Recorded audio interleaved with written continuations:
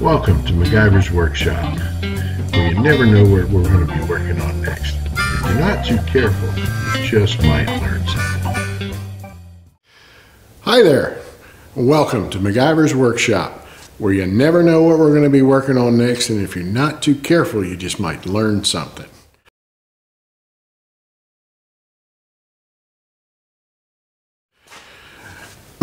So I'm a firm believer in that if you hear something 3 times, okay, from 3 totally different random sources, you know, you have to ask yourself, is there something to this? So this fella that I went to go see today about some parts for the truck, he's parting out another Ford, and I go there, and you know, we got on real good, chit-chatting. We're both gearheads and musicians and all that, so we had a lot in common, and we were just yapping back and forth, and just out of the blue, he pops up and says, you know, he said, man, he says, you sound a lot like Jeff Bridges. And yeah, normally I'd be just like, you're full of shit, you know, whatever. But that's like at least the 3rd time I've heard that from somebody in the past 6 months to a year or whatever. And this is just like completely random. So, you know, tell me what you think in your comments. You think I sound like Jeff Bridges? I don't know. But I think I sound like Ben Stein when I listen to myself. So it's like I'm the worst person to ask. But yeah, let me know. Post something in the comments. Tell me what you think.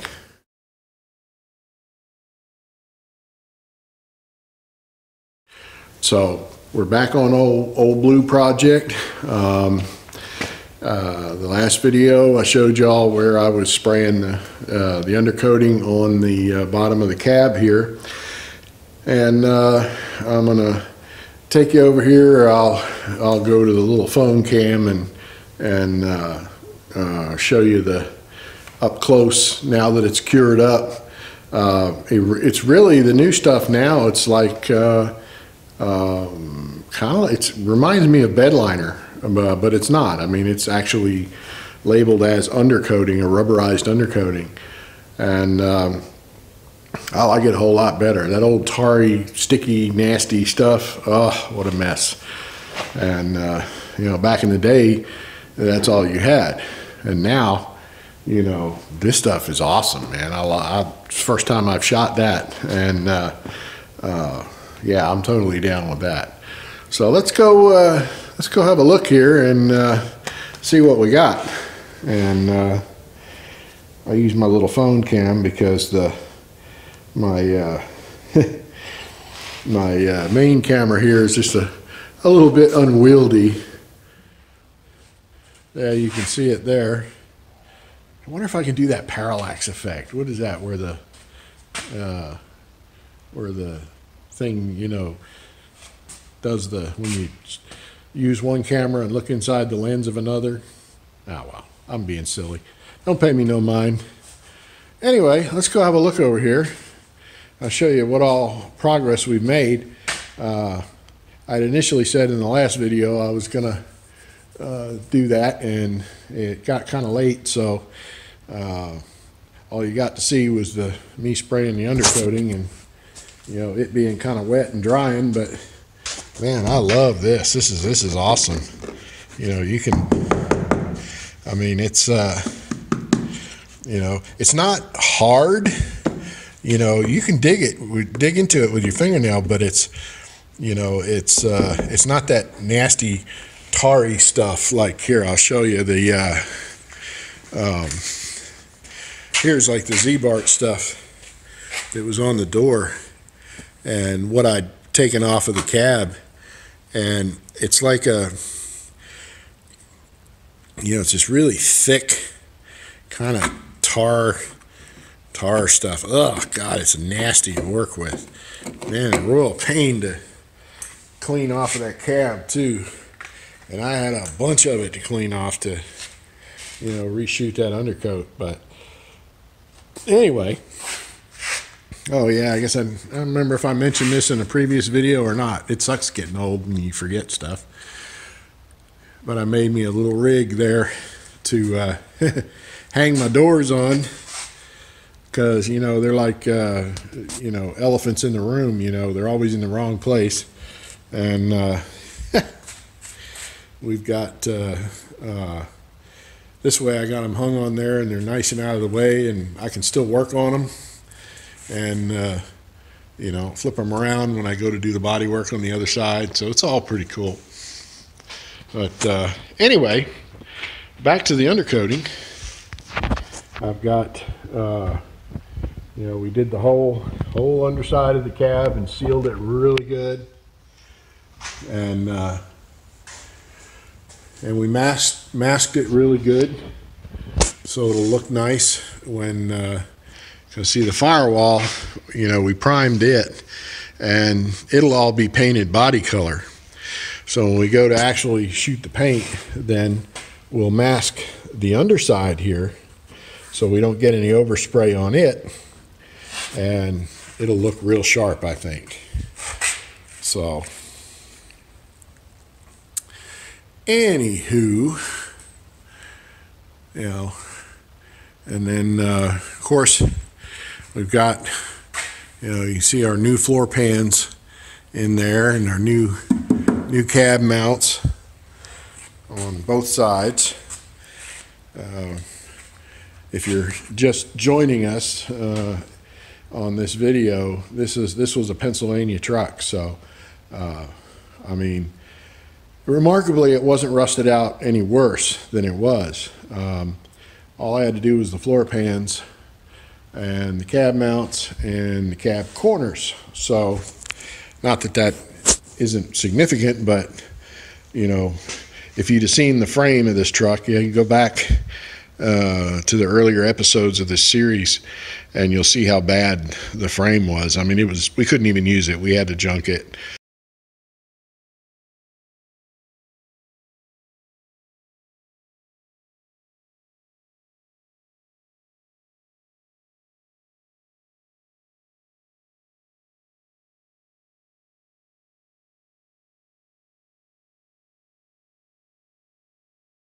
And had to find a donor truck. So anywho, so that's that.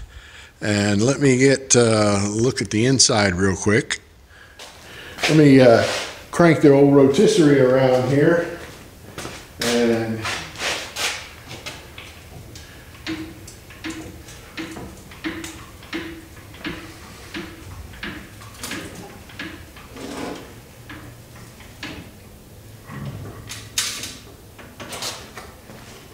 we can get a look inside.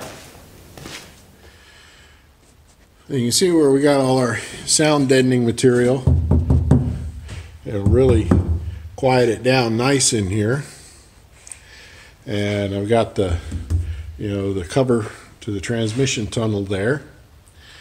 And of course you're going to see a bunch of masking tape everywhere, because when I primed the other side of the firewall, I didn't want a bunch of overspray shooting in here. And as it were, I still got a little bit in here because I didn't have this doorway masked off as good as I should have, but it ain't gonna matter because this is all gonna be covered anyway. But and here you look, I had some pictures that I posted on my Facebook, and I'll post one of them, or I'll edit one in.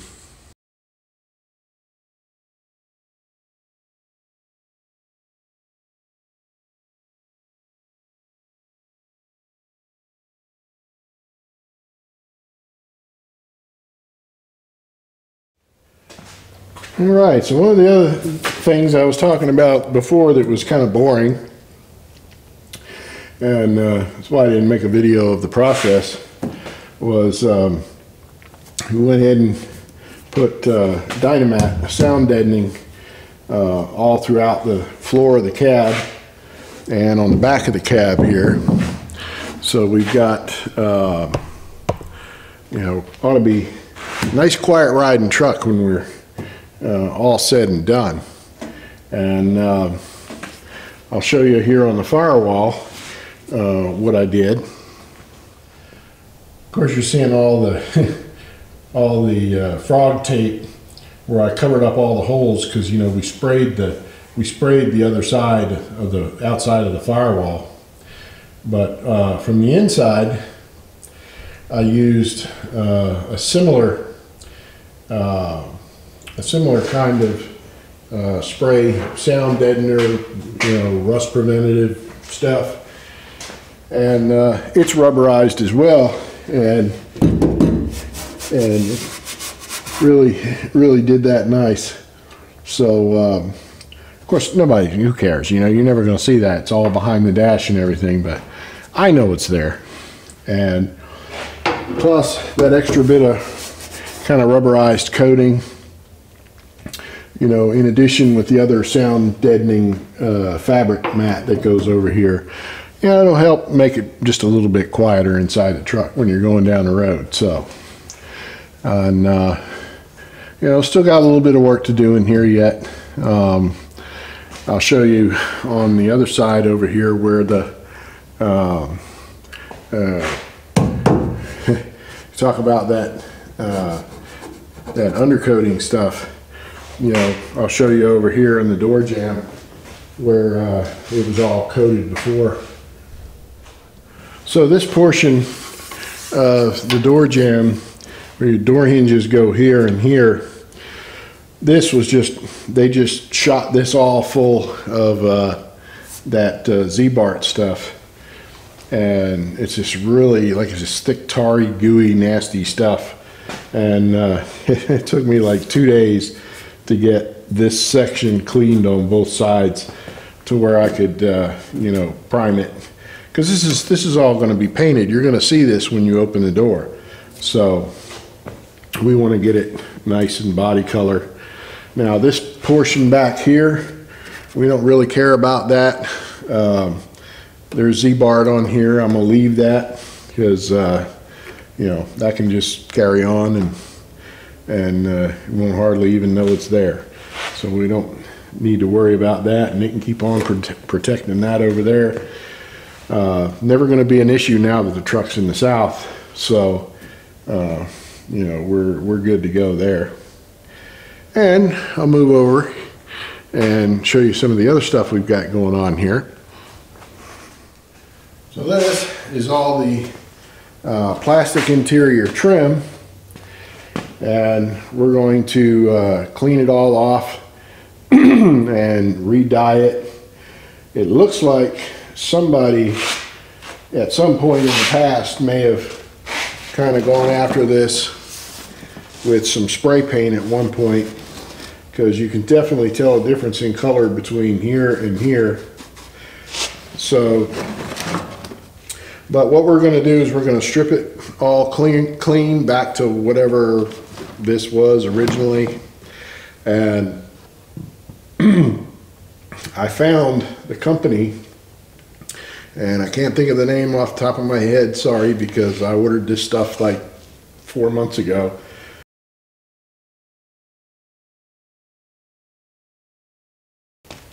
They actually make the dyes and the colors, make the colors up for the OEM manufacturers. So I was able to get the interior color code off the body tag, and they mixed me up the actual correct color dye for these panels and whatever this was originally. So you can see here on the door, you know, where the sun and the, you know, it's gotten discolored over the years, and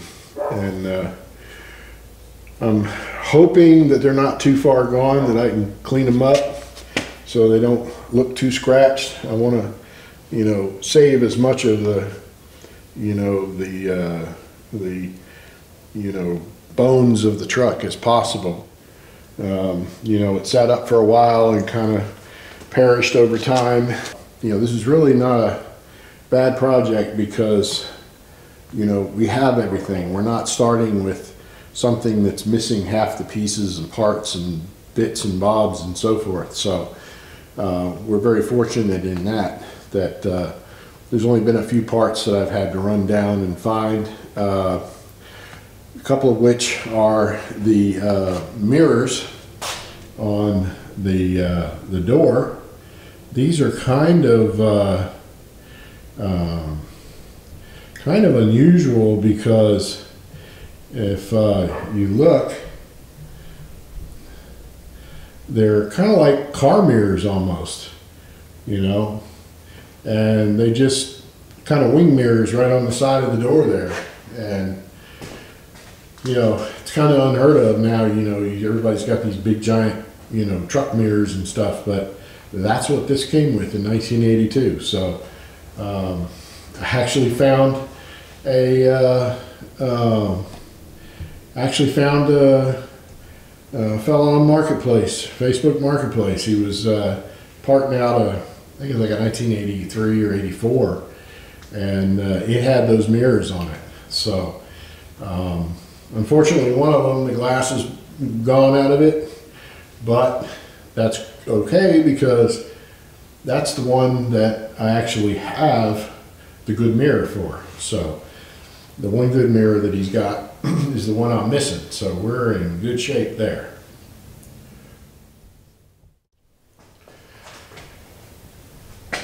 All right, so here this is the actual chassis for the truck.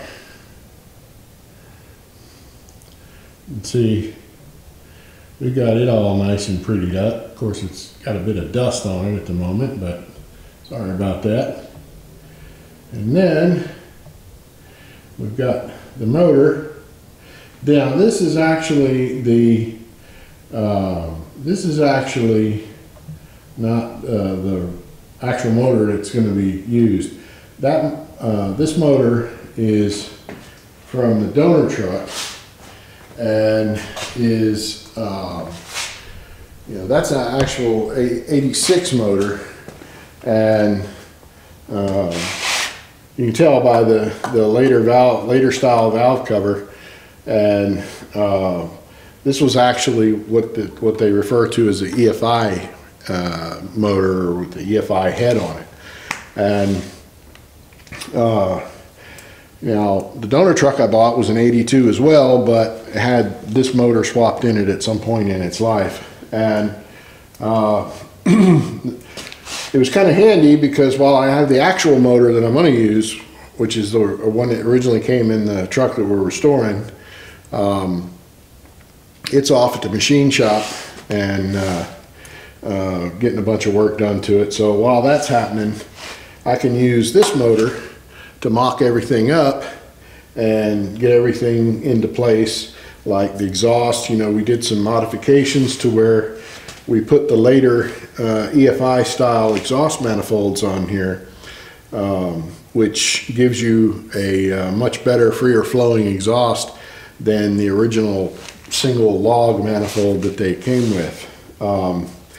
And then the pipe that hooks to it is a lot bigger, so it just flows a whole lot better, a lot less restrictive.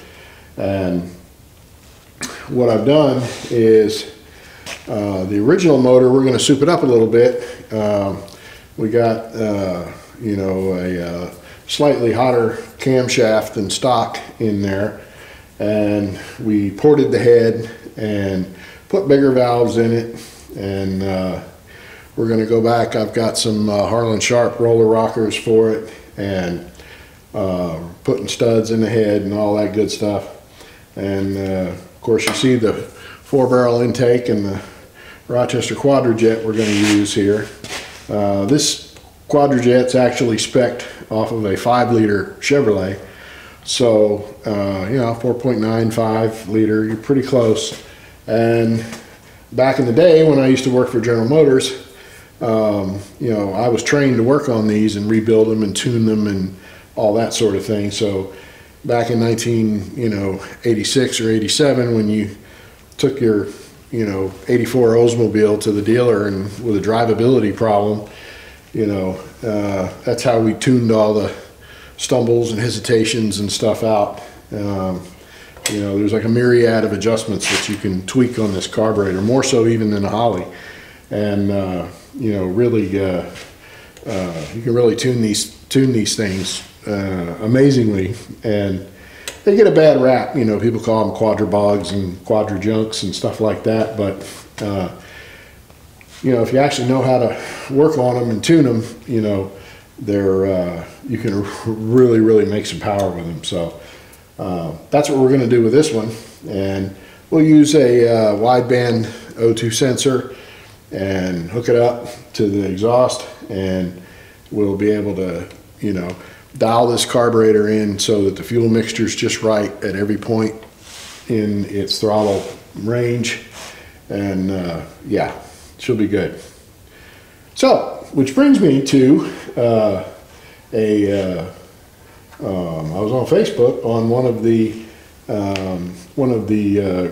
Ford 6-cylinder groups, and a fellow was asking about anybody had an old junk head to use he wants to practice his porting on, and I responded to him and told him, I said, well, yeah, I mean, I've got a whole, you know, basically a core motor, I mean, which is exactly what this is. I mean, it's a core. I mean, it needs to be rebuilt, gone through, but the head is solid and it's not cracked, so, you know, it'd be a good project for him to work on. And I actually been conversing with him, and I told him I'd let him have it real reasonable, and but he lives in like the northwest corner of California, so I imagine it's going to be a bit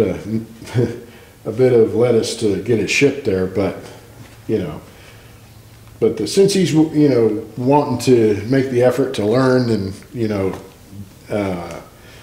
figure it out and learn how to port the head and all that, I mean, I got no qualms with it. So I'll treat him real good on it.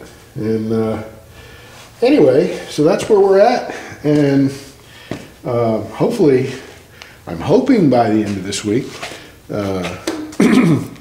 my friend, you know, mystical Yoda hermit, you know, machinist, will be done with my motor, and we'll get it in here and get it mounted in and move all this stuff over, and then actually get to fire it up and break the cam in, and I'm really looking forward to that. That'll be a good video. So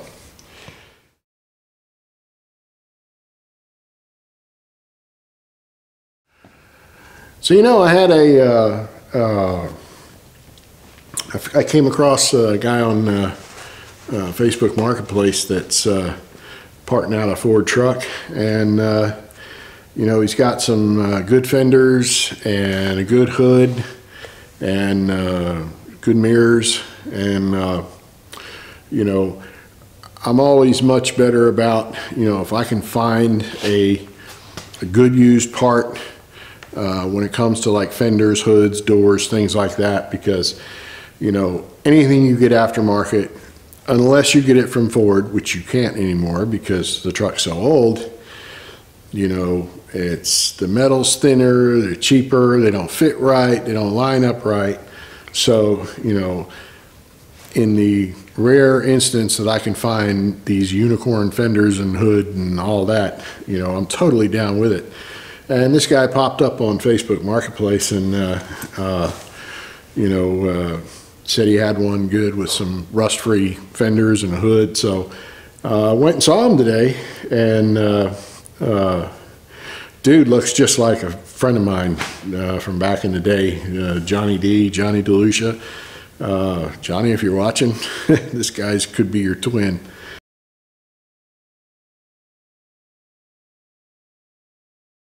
And he's a musician too, so there you go. And but anyway, he's working on putting together a he's wanting to put together kind of a show. You know, he's out in you know, kind of out in the country, but he's got like this 55,000 square foot warehouse. And I mean, dude could set it up like Power Nation if he wanted to, you know, and just have all this room to film and do all kind of stuff, and then, which is what he's wanting to do. And he's wanting to put a show together, and you know, so, you know, be on the lookout for that. I think it's Rust Saver's Garage, or is one of the early, you know, titles he's kind of bantering about, you know, to do. So, you know, I'm looking forward to it. Because that warehouse it's got some serious potential. He could do all kind of stuff in there. So, you know, remember, you heard it here first. So, and of course, I'll be watching him, and when he gets going, you know, I'll give him some shout outs, and who knows, maybe we'll collaborate on some projects or something. So, you know, it's kind of something between like Power Nation, Roadkill, that kind of thing. That's the kind of vibe he's going after. And so yeah, I mean, dude's got some good ideas. Thanks for watching. Hope you enjoyed. I know I rambled on a lot, but you know, I've kind of been doing a lot since the last bunch of videos I shot about a month ago. And you know, I appreciate everybody who watches my channel and subscribes. You know, there's no point in me doing this if nobody watches it. So you know, please feel free to comment, and of course I hope you subscribe if you haven't already, and you know, let me know what you think. And you can also reach me at MacGyversWorkshop@gmail.com, and if you want to do it outside of YouTube there. And you know, I can usually get back to everybody pretty quick. You know, I work a day job. This is my hobby. You know, so I'm not necessarily promising you I'll get back to you in 5 minutes, but, you know, I will get back to you. So, anyway, again, thanks for watching. Stay tuned for next time, and we'll see you later.